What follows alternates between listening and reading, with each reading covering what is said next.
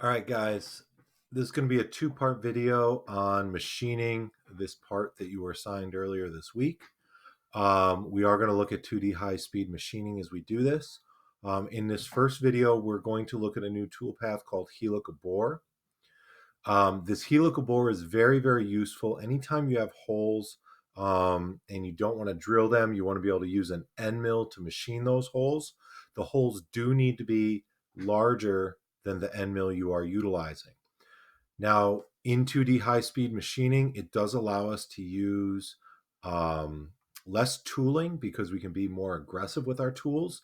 In looking at this part, our smallest radius of any curve is 0.125, which makes it perfect for a 1/4-inch tool.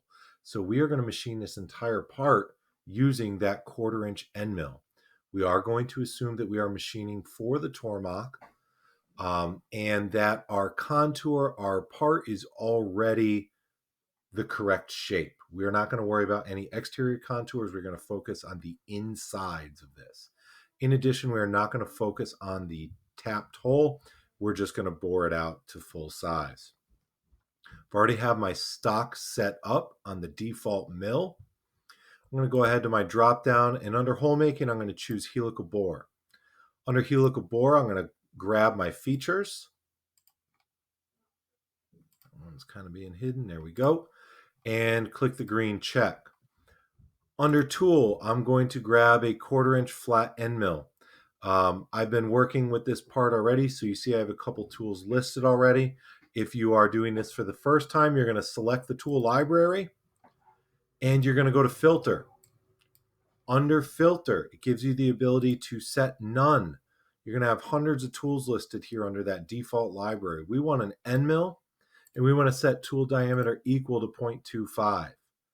Click the green check, and we only have one option. Let's grab this tool. We can also edit this tool for later use. And the way I wish to edit this is the cutting length. I want to change from 0.5 to 0.75 because our particular end mills have a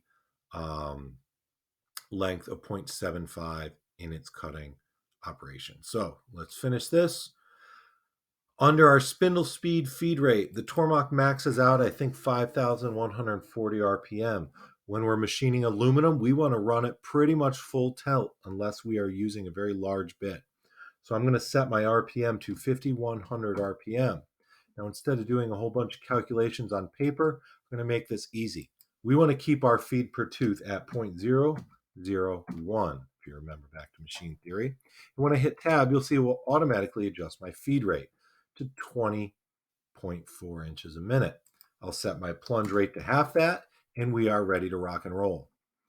There's not a whole lot of other parameters we have to set during helix mill, except under cutting parameters, we want to make sure that we remove everything. So we're going to undo this stock to leave on walls and stock to leave on floors and leave it at 0. Rough finish. I'm not worried about roughing and finishing. You will notice by default, though, it does slow this down at the end. And because we are going to break through, we want this to slow itself down at its final depth. That way, if there's any large chips at the bottom, it can't overload the tool. Under linking parameters, we can leave this all under, I want to change it to absolute. Top of stock is 0, feed plane is 0.1, retract rate of 0.5 is good. We want to go all the way through this. And if you notice on the side, we do not have a breakthrough option right now. So I'm going to actually set my depth slightly lower than what I need to go. So instead of going 1 inch down, which is the thickness of stock, we are going to 1.01.